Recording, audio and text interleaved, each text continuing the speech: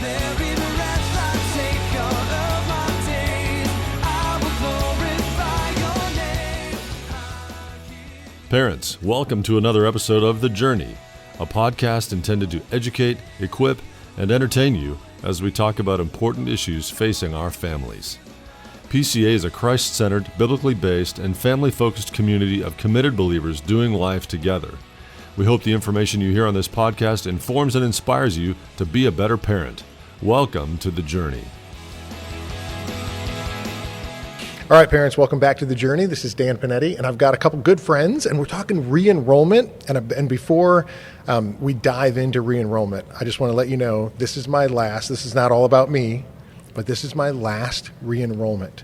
So we will re-enroll Campbell as a senior, right? After I've re-enrolled Angie, I don't know how many times I've actually re-enrolled my kids, like 70, right? Quite a few. But this is my last one. So Angie Gray, Director of Admissions, right? And Emory Petrof, you're on the board, the ambassador board. So you guys are going to help us, and from a parent perspective, kind of understand re-enrollment and the email that just went out about the tuition increase and just what does that mean? What do we need to know from a parent perspective? And so I know our parents are thinking about re-enrollment, and hopefully they're looking at PCA as a value add for their family.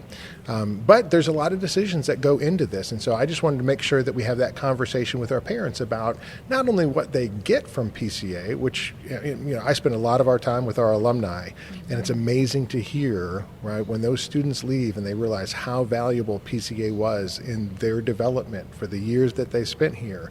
A lot of parents don't understand how valuable that's going to be once they leave and they go out there in the world of what they've learned here, they're taking with them. And that's such a great thing. Right. So where do you want to start on just kind of re-enrollment and what our parents need to know? Well, first of all, our parents need to know that re-enrollment goes live on January the 15th. Okay. Which it's all set up to go live. So even though it's not a work day, that is when we would encourage parents to hop on My PCA and access their contract. And that lets us know that parents are intending to send their kids back. Fantastic. And we hold those students' spots for them until January 31st every year. And so until January 31st, spot is secure for next year. But after the 31st, we would open any unclaimed spots for new applicants. And of course, we start accepting applications for new students on October 1st each year. So we have a lot, got a ton over the Christmas break. Yeah. And so we have people who are ready to receive that offer of acceptance, but we always wait to have our returning students indicate if they'll rejoin us first. That's what we want. Yep. We want our families to return to us. We want our students to return to us. That's how we preserve and protect our culture. We are so blessed at PCA that we don't have a lot of attrition every year. And so we always aim to have over 90% of our students to return. Yeah. And there's some reasons that obviously parents, don't. Yes. There's people who move. There's jobs that change. Sometimes there's just a financial aspect. That's right. That a private school obviously is an expense that you've got to figure out. How do we afford this? Yes. And Emory and I were talking before we started recording. It's like I wish Texas would figure out, as well as the other 38 states in the country, that there are other ways of providing resources, because we still pay taxes and we provide for public education, but then we have to take out of our pocket for our private education. And 38 states have figured out how to, give money back to the parents. That's their money. Texas hasn't figured that out yet. Until that happens, which I know Dr. Goddard's been working on that with our state legislators, and until that happens, we really are a self-sustaining, school system. Yes. Right? That we don't have all the public dollars coming in from all the other people that live in our city. It's just the people that go to PCA that build the buildings, right? Turn on the lights, pay the teachers, and make this thing happen. That's and for the past almost 30 years, right, the PCA community has done this, and it's been an incredible, incredible thing that we are sitting on this campus, right, a beautiful, beautiful campus, right, with the church, with the school, all together, and that the parents that have gone before us have built these buildings, and the teachers that are here have been paid, and we have had an incredible school system. So I'm blessed, tremendously blessed. I know North Campus, right, is kind of in that earlier stages, where they're, going to be looking at not just providing, teachers and schools and lights, but they're going to be looking at building buildings as well coming up in the future. And the Plano campus, obviously, over the last 27 years has done that in addition. So those things are all things to be taken into consideration. But right? Part of that is a tuition increase, which every year you guys sit down and the board kind of evaluates what do we need to do to make sure that this thing keeps on going. So, Right. Emory, I know your committee is in charge of that. What do you, right? What's that board discussion look like, and what does your committee specifically do? Sure, yeah. So first of all, Emory, Petrof, Data 4, we are very invested in PCA. And so, I'm on the parent side as well. So anytime it's a nice increase, that's great. And when it's a harder one like last year, we feel that as well. So, and really the board is made. So let me step back, Dan, real quick. The board, we have an ambassador board that's made up of anywhere from 12 to 16 members. Varies from year to year based on who's rolling off. It's a 6-year term, and basically the folks are appointed, if you will. They're recommended by leadership, by other board members, whatnot. It's kind of like a deacon at Prestonwood. Sure. You go through a very lengthy process to be accepted. And then once you're on the board, we have really 3 different main committees that every board member is a part of. You have the KCC, which is the Kingdom Culture Committee. You have the Development Committee, which really raises money for capital projects you talked about, and we'll talk about that in a few minutes. And then lastly is the Finance and Operations Committee, the FIOPS Committee. That's what I'm a part of. Have the pleasure of chairing the last couple of years. And really, we have several main charters. One of them is helping the business office to balance the budget every year. Okay. And then what factors into that, obviously, is re-enrollment. So we take a lot of Angie's work and her team's work and factor that in. But then also, tuition. What is our tuition going to be set at? And so it's a very stringent process. We generally start in October with looking at our current year budget and then start forecasting to next year. And as you can imagine, it's tricky, right? We're talking about next school year. And so we do our best to, Dr. Williams in the business office, they sit down with each department and talk about their needs for next year. And then we just kind of, a lot of cases whittle it back from there and get to a number that everybody's comfortable with. And then that's how we use to kind of set tuition. But we have multiple meetings in October and November. And then usually we present kind of our preliminary findings to the board in November and say we still have work to do, but this is kind of the range we're looking at. Right. And we get their input. And then we kind of come to them in December with a final answer. And then we vote on it. And if it's like last year, which we can talk about, and it's a bigger increase than normal, there was a lot of back and forth with the overall board until we finally made a decision right around Christmas time. It was late last year. And the idea is, we started this, I think, 5 or 6 years ago, is to let parents know, as Angie said, you have re-enrollment coming up in January. We'd like to let our folks know what is it going to look like for next year, right? Give them as much data as they possibly can have. And so that's generally the process, and how it works. Yeah, and you said last year some of the things that you guys were talking about as a board and as a FIOPS committee were some of the things in terms of, you and I were talking about, I have a 30-year-old house, Yep. And there's a lot of things that are starting to break down. Yes. And if you had told me when I bought the house, hey, 10, 15 years from now, that air conditioning unit, right, that's going to be a big expenditure. You might want to start putting away money for that. Right. I probably wouldn't have done it. Okay, and so now as I'm looking at those things, I'm like, oh, that's a big expenditure. But that's one of the things that you guys looked at that last year, where that big increase came from, was there were a few things that you're kind of looking at from a facility standpoint that you're saying, ooh, like we've got to start putting some things to get ready for those things to happen. So that's Correct. where some of that increase came from last year, and you guys starting to build that into some of the expenditures that are going to come out. Yes, it definitely was. You explained it well. I mean, it was like you said, we have 20-year-old buildings. We have an Plano. old house, so we get it. Exactly. And so, yeah, that's exactly what we have here in Plano. Yeah. Outside of the middle school, obviously, which is a newer building. But, we have rooftops that need to start being looked at, repaired / replaced. We have AC units. You can imagine how many they have around here. Lighting fixtures, electrical systems, really.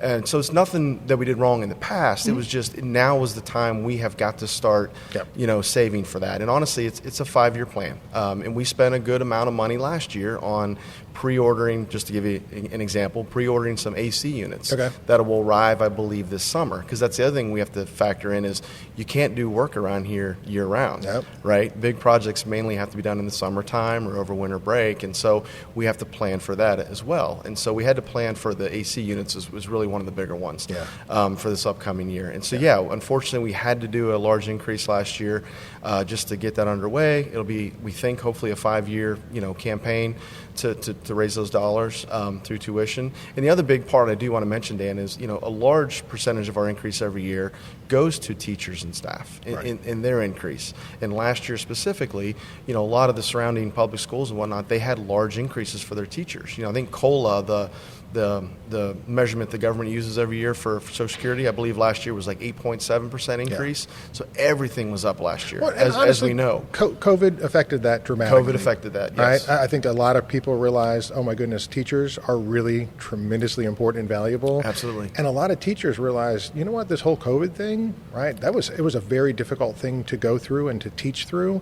And so, keeping teachers, retaining teachers, getting good people to pursue teaching, right? You've got to put some money there. You do. Right? Because it's a lot easier to go make money doing something else, and you don't have to put up with 30 kids who are not interested in what's going on, right? From a public school standpoint. It's a very difficult thing. Here, I think it's a much better environment from a teaching standpoint, but right, the pay is less. And so as you're looking at teachers coming into this, you're thinking, oh, it's going to be a better environment to work in, but how much can I actually sacrifice just from a pay standpoint? So you guys said, hey, let's bridge that gap a little bit, which is a great thing from our teachers. Absolutely. As we know, we have the greatest teachers in the world. I would tell anybody Sixth grade, that. Especially. And we wanted to make sure that we were as competitive as we could be. Yes. We're still not quite there yet, I think, with some of the public schools, but we're doing our best. And that was another big factor that went into last year's increase. And honestly, every year, just so everybody knows that, every year, a large percentage of our increase in tuition goes to our teachers and staff. Yeah. Now, Angie, you give a re-enrollment survey, right, every year. What kind of things are you looking for our parents to give feedback on? Like when you hear feedback every year, I mean, what's done with that re-enrollment survey, and then how do we respond to those things? So that survey really gets parents' input on everything from the quality of facilities to the quality of instruction that's taking place in the classroom. And we want to know about all of those things because this is a partnership. PCA partners with parents so that we can provide the very best educational environment for their kids. And so we want to know how our parents feel. And so when we get that data from our parents, and we certainly hope that every parent will fill that out for us, we obviously have that data synthesized and summarized and put together, and then we start looking for trends that are present. We compare it to the previous years. We always look at a 5-year glance to say what has increased, what has decreased. We look at anything and everything that can let us know, are we doing the very best job to serve our families? Yeah. Because we want our parents to see value in what they are getting. And just as you said, hey, it's a sacrifice. It's a sacrifice to pay tuition. Yeah. It's expensive. It's in addition to those taxes that parents are already paying. And so, we are very committed to stewarding those resources well.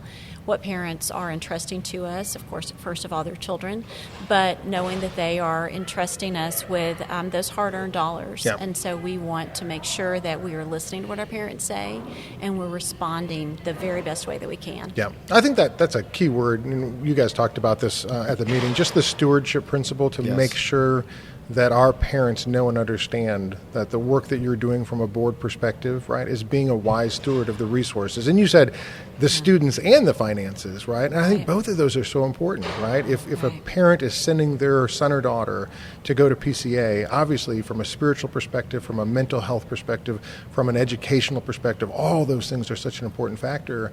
But the money is important too, right? Yes. I'm sending my money to follow my kid, and I want you to steward that as well. And I think that's an important thing when you walk through PCA, that you don't see a misuse of the funds, right? You see a school that has the necessary things so that your son and daughter is getting the best education, right? But it's not a misuse of those resources. You guys take that really seriously on your committee. Yeah, I'm glad you brought that up. We take that very seriously. And again, just to round out the team, Dr. Williams is very involved in the business office. They do a great job every year. They're the ones who really prepare the budget. We just help oversee it and poke holes and that sort of thing. But yeah, they do a wonderful job. And I can tell you from a parent perspective, from a board perspective, however you want to look at it, they really do their very best to steward what they have. And it's a struggle every year. It really is. You look around and see all the wonderful things we have, which is really great. But there are so many areas where we don't have enough in some cases, and we have to make cuts. And so, yeah, they really do. I think they do a great job of stewarding what they have, and we are very sensitive to that. I want everybody to understand that. Very sensitive to the dollars that are brought in, that they are stewarded the right way. Yeah. Now, you did mention that there's a difference between what tuition covers, and then other things like the building that we're sitting in. It was actually not paid for by tuition; it was paid for by a capital campaign. Right. Of parents and students that went here, right, in the previous years, which is one of my favorite things to do is have an alumni, right, when we do an alumni podcast, we'll bring them in here. And for a lot of our alumni, they didn't have this building, right? They started over at the church, and, they had portables, and they started over at the old church, remember Hillcrest and Arapahoe. And so we bring some of those OGers in here, and it's like they look around, it's like, this wasn't here. And so that's one of the great things that we have, but tuition doesn't cover that. No. And so what does tuition specifically cover, and then what's in addition to that? Yeah, so tuition specifically covers, like I said, salaries for the teachers and staff, and it covers operations of the school. Okay. So keeping the lights on, all the educational stuff we need, transportation, to a lot of different school-sponsored events, that sort of thing. I know sports sometimes a little bit different. They pay separate. But, really everything to run the school. Curriculum. Curriculum, exactly. Mm-hmm. Curriculum. So you bring up a great point. It is not for capital things. So to use our middle school as an example, that was a separate capital project that the development committee, one of the committees I mentioned earlier, they steward that. Our whole development team, they do a wonderful job of raising capital. So they do the PCA fund every year. That's for general maintenance. Zig Ziglar, obviously, we all know what that's for. That's for, scholarship money. But then on top of that, when it's time for a capital campaign, which, if I'm not mistaken, at some point here up north, they will undertake that for the school. That is separate. That is not part of your tuition. Right. So I'm glad you mentioned that, because a lot of folks, they feel like that's part of it. It's really not. And what I mentioned earlier was more of what I call operational capital, if you will, for the AC units to keep them running. Otherwise, we're sitting in 100-degree weather. Teaching our kids, so that's not really capital either. That's more operational, maintenance, if you will. Now you did mention the word scholarship as part of Zig Ziglar, right? And so I think a lot of our parents might think, wait, I didn't know we gave scholarships, right? Do we get NIL money as well for athletes? No, I'm just kidding. But let's explain, because that scholarship is all need-based. It is need-based, right? So we're not talking about athletic scholarships, what other schools or whatever districts are doing, right? PCA, right? We have a need-based scholarship, right? That families who are looking for financial assistance can apply for, and there's actually an outside organization that helps address those particular things. Angie, you can speak to that. That's right. It's a separate application than the application for admission. Okay. And so, and of course, once students are enrolled here, then they reapply every year with a company called FACTS, F-A-C-T-S, and they collect that financial information. They verify it with tax records, and then they send that, it's all put into a formula, and then they send that over to our tuition assistance committee, and then they work through that, student by student. And they are looking, just as you said, for that financial need to be demonstrated. Yeah. As you mentioned, we don't give any type of scholarships on the basis of merit, whether athletic merit or academic or arts, nothing like that. It's all need-based tuition assistance. Yeah, and that's important. It's an important aspect to think about from our particular perspective as a Christian school, that has always been an important part that we've done, because we want to have diversity, right, from an economic standpoint. And to be able to do that, right, you need to have some families who have extra resources to be generous and to say, hey, we want to be able to bring in families that are struggling financially, right, and need a little bit of assistance. And can I tell you that the generosity of the PCA community over the years has been astronomical. Yeah. Yes. I mean, we give away an incredible amount of money from a financial standpoint to help families in need, right? Now, not everybody, it gets the same amount, right? And that's one of the things is, some families are getting a little bit, some families are getting a little bit more, but it's an amazing aspect to make sure, right, that families who really want a kingdom education at least have access and an opportunity, right? That somebody's going to come along and say, I know this is going to be a tough stretch for you, but let's help you out a little bit. And then those families can make a decision whether that's something that they want for their kids and they're financially able to do it. But at least there's an option, right? I always tell people, it's like, well, we can never afford PCA. I'm like, apply. And find out. Absolutely. Yes. Because you don't know what you can afford and what the help will be until you apply and you find out. Yes. And there's a lot of families here, right, that have said, wow, I didn't think I could afford PCA, but because of the generosity of the PCA community, families have been able to be supported along the way. Now, that's not part of tuition. No. That's going to be part of the ZIG, right? And it's amazing. I love the Zig Ziglar event. We're going to be talking about that, John Maxwell and all the stuff's coming up. But that's another thing, right, that we do at PCA, right? So there's lots of opportunities, for people to give and for people to give, in addition to. But tuition's just a set number, right? Everybody has to pay this particular amount, and that's what you base it off of. So this year, there's going to be a 2% increase over last year. Correct. Which is significantly smaller, not only than last year, but is actually significantly smaller than a lot of other schools in the area. Yes, that's another good point. So one of the data points we take every year is gather as much data as we can from offset schools. And Angie helps a lot with that, and other folks in the business office. And we take that into account, and we do the best we can to, be competitive. Because that's the thing. We walk that fine line, right? We want the best for our students. We want the absolute best education, excellence at all, everywhere. Well, a lot of times with excellence comes cost. Yes. So we have to balance that, but we also don't want to price out our families. And so we work really hard, honestly. We work really hard to try to balance those two the best we can. And so we look at offsetting schools, like you said. Last year we were kind of right on par with what other folks did. This year, I don't think we have their numbers yet, but I'd venture to guess we'll be below them. And we were able to do that in part because of last year, but also because the business office worked really hard to turn every knob that they could to make it as affordable as possible for everybody. Yeah. So. Well, I think you guys do a great job. PCA is worth the investment, and that, of course, we're coming at it from not just a financial standpoint, but a spiritual standpoint. Yeah. It's worth the investment. For my family, right, we've had 3 that have graduated from PCA. They were prepared academically and spiritually and culturally for the world and whatever college and life has thrown at them. So, as I said, this is my last re-enrollment. So, Angie, sorry, this is the last time I get that email from you and get to re-enroll Campbell. But it has been a blessing. I'm glad God drug us here kicking and screaming, right? Because I was not a private school advocate. Tricia was a public school teacher, and we were public school all the way. And God completely changed the focus of our family and brought us to PCA, and it has been a tremendous blessing. I could not imagine. My kids would, if they sat here, they'd tell you the same thing. Could not imagine not having the PCA influence and helping them in their spiritual development and prepare them academically just for life. And so it has been a great investment for our family because we've gotten way more out of it than we've put into it. Yeah. So, I just want to say, Dan, I feel the same way. I think the last time I was on this podcast with you, we talked about gratitude. I can speak for Amy, my wife, my 4 kids that range from 4th grade to 10th grade.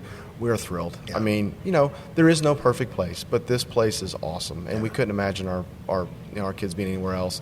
And what really gets me excited is talking to a lot of alumni, like you mentioned. I have a lot of friends that have PCA alumni now, not only spiritually, which is most important, where they prepared, but also academically. A lot of them went on to college and went to very prestigious colleges that said, hey, PCA really prepared me for that. So I just, on a positive note, want to throw that out to the parents. PCA will prepare your student for whatever is next, and that's really and can I tell you, I think the biggest thing, because you threw out the word prestigious college, and I think a lot of people immediately thought, come someplace up in the Northeast.